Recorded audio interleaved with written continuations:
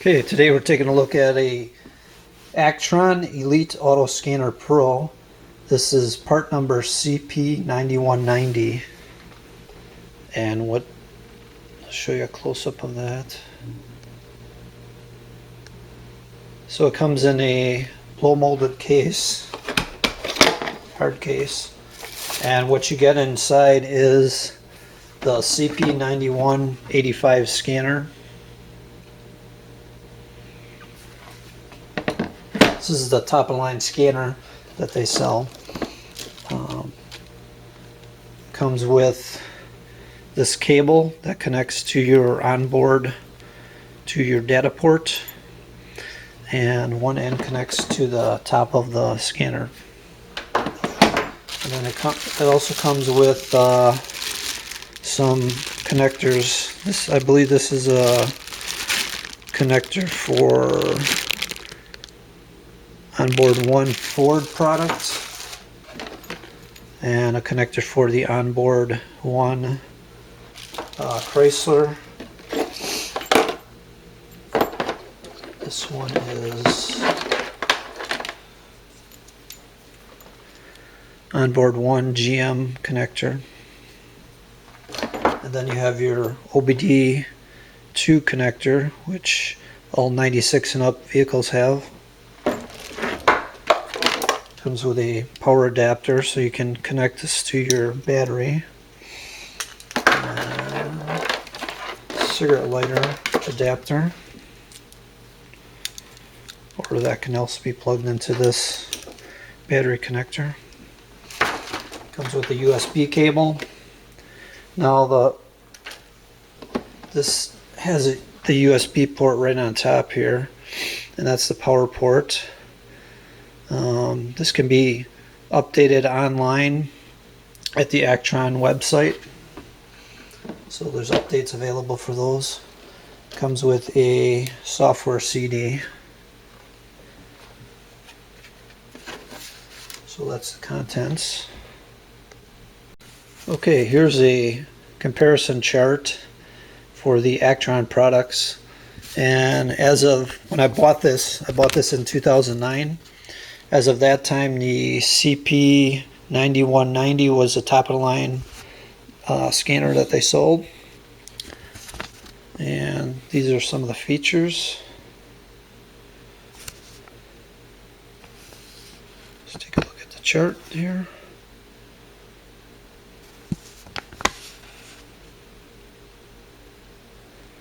So the main thing this one can do over other basic code readers, you can look at your data, your live sensor data, and it also records the live sensor data, and it can play it back later. You can print out that data. It has on-screen definitions of the codes. When you read them, you can obviously read codes, erase codes, and it also can view the freeze frame data that on onboard 2 cars. If there's a code that gets set, it will make a freeze frame data in the computer, and then this scanner is capable of playing back that data, and it tells you when the code was set, how fast the vehicle was going, how much throttle was applied, and all sorts of other different things like the engine temperature, etc. So you can try to figure out what the problem is. This also does O2 monitor test, OBD drive cycle mode,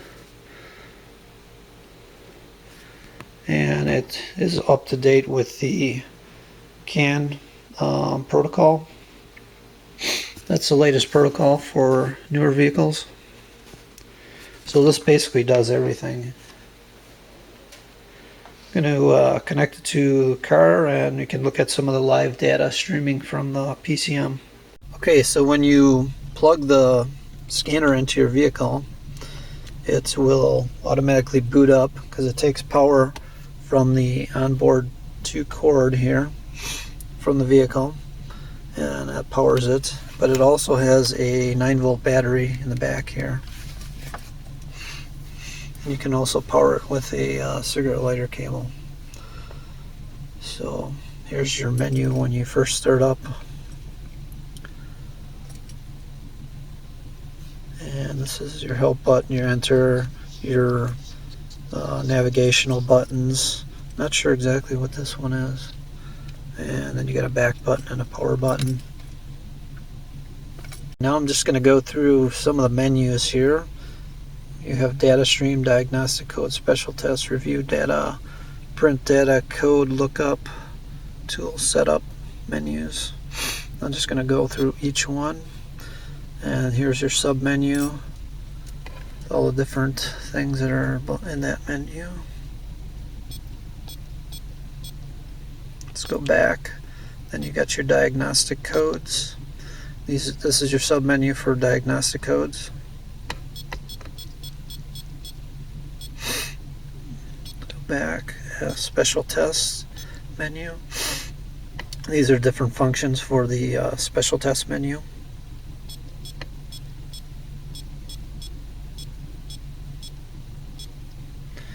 Back, review data. These are this is the sub menu for that, reviewing data. Let's go back, print data. Printing data, I believe you have to connect it to the PC. There's no wireless on this.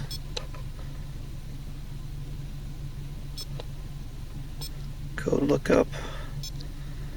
And this will give you your codes. You can change these numbers to the code you're looking for. Press enter and then it'll give you a definition for that code. Or you could just scroll through each code. And see, they have different prefixes. Tool setup menu. These are the setup options. And that is it. Okay, I've got the cable connected to 98 Subaru Legacy here. And that's going to be a 96 up is on board 2.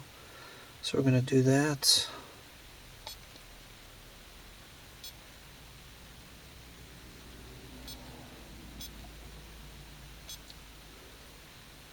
Turn the key off, turn the key on. Enter. I'm going to look at the diagnostic codes. Hit recodes. Now it's attempting to link. It's trying to find the right protocol for the vehicle.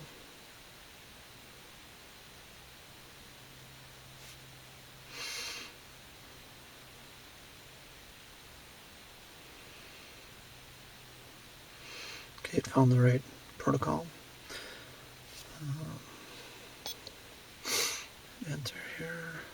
System pass. No faults detected. I don't have any codes on the car. So what we're going to do now, we're going to start the car up. And we'll go back. And we'll go to see if there's any freeze frame data. No freeze frame data. Go back. We're going to look at the data stream.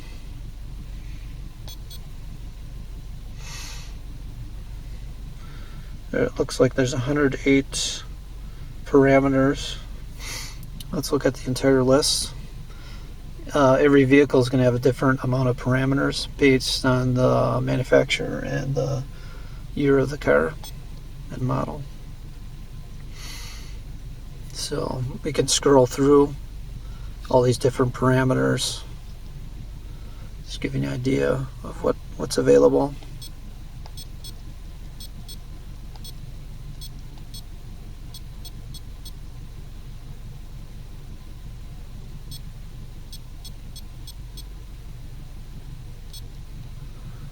Alright.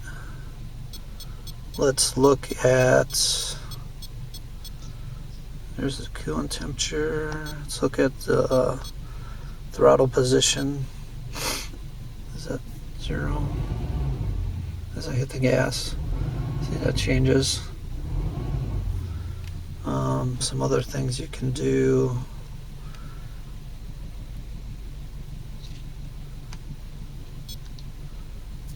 You can graph that.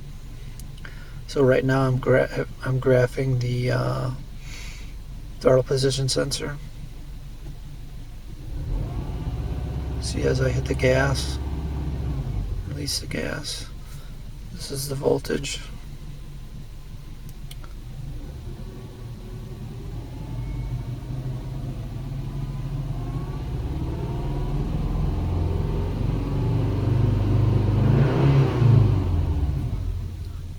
Okay, so those are some of the things you can do. You can graph. You can also choose certain parameters. You know, you don't have to look at the whole list. You can choose which ones you want to look at, which one you want displayed on there.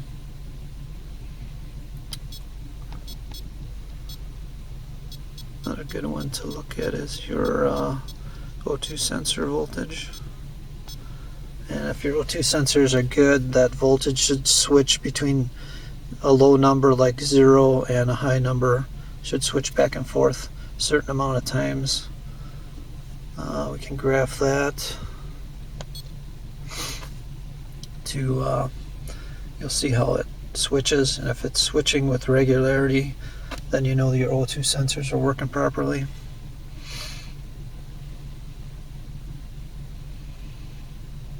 That's pretty handy for diagnosing the O2 sensor. See, we're getting a nice switching pattern there. Just going up and down, up and down.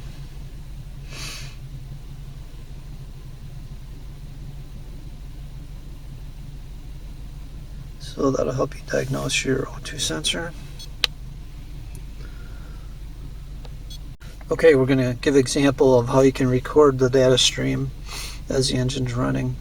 So we'll go into data stream, we'll go to record data, hit enter. It's updating the list of parameters. We're going to customize the data list. I already have engine speed selected. What you do is you scroll down the list, and let's do the coolant temperature. You hit the right, that selects it, and then there's an order. This is the order they'll be displayed. You got number 1 and number 2 will be the coolant. Let's select something else here. Let's do the O2 sensor voltage. And those are all the parameters that you can record. So then let's do a recording. Manual trigger. Okay, it's free. It's recording.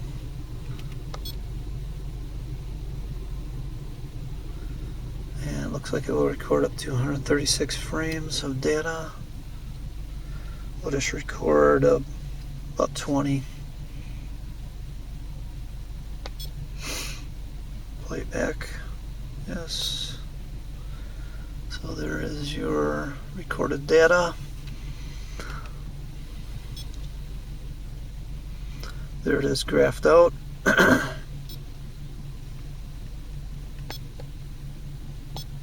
You can go to individual frames.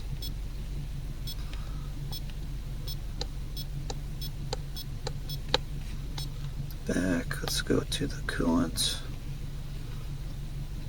And we'll get the individual frames. Little pointer shows you where you're at. Okay, for a summary on the Actron 9190, it's basically a kit that comes with your older onboard 1 cables for domestic vehicles, and the CP9185 scanner. If you're going to be only doing 96 up vehicles, then you can save a few dollars. You could probably save about $50 to $75 and just get the CP9185 scanner. So I paid about $275 for this kit in 2009, and it looks like recently the prices are a little higher, maybe $300 to $350 for this kit. And if you want to save some money and just do 96 up vehicles, and you won't get the extra cables for the older vehicles, they're selling for about $250. The advantage this scanner has over the other Actron scanners is a graphing capability. One other thing I wanted to add was I don't believe this has bidirectional capability. It may in some of the newer vehicles, but I know with my car, 98 Subaru, it doesn't. It may with the newer vehicles, 2008 vehicles have CAN protocol, and it may have some bidirectional capabilities in those vehicles, but I'm not certain.